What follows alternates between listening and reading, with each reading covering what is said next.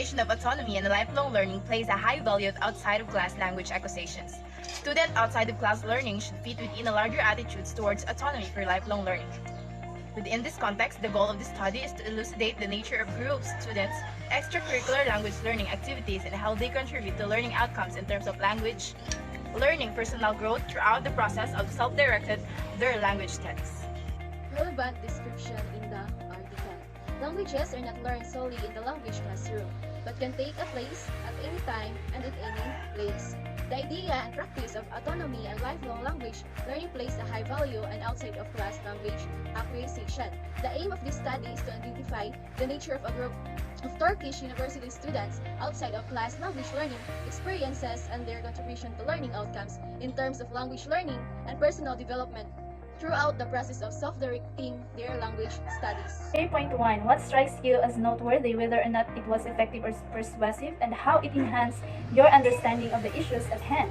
The answer is being able to learn more about the nature of language learning, even outside of the classroom, makes this article stand out to me as noteworthy.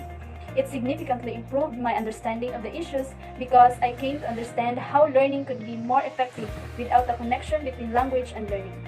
Give your opinion about the article. Is it easy to read or confusing? Is it interesting, entertaining, or instructive?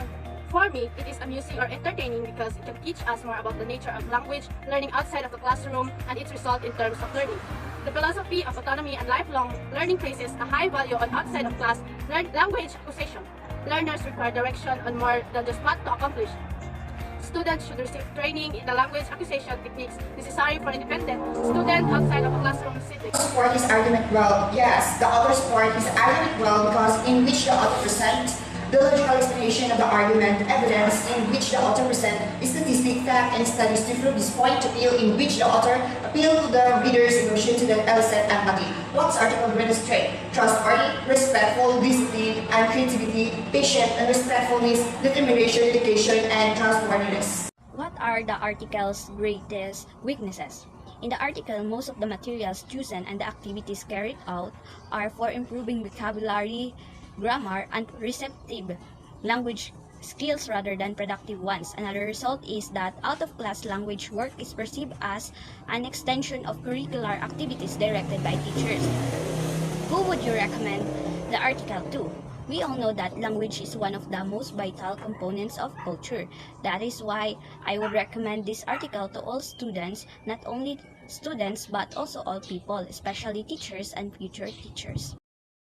What is the point of the whole article?